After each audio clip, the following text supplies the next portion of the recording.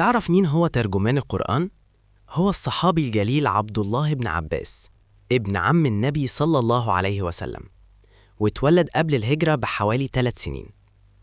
من صغره كان قريب جدا من النبي ولزمه وتعلم منه العلم والدين، والنبي دعاله دعوة عظيمة وقال: اللهم فقهه في الدين وعلمه التأويل.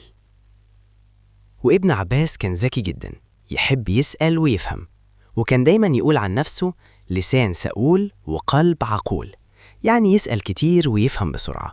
علشان كده وهو لسه شاب صغير بقى كبار الصحابة والعلماء يروحوا له يسألوه في الدين.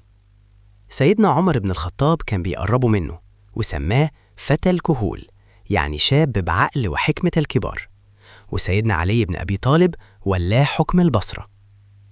عبد الله بن عباس كان معروف بالورع والخشوع، أول ما يسمع قرآن عينه تدمع، وكان قوي الحجة، محدش يغلبه في الكلام.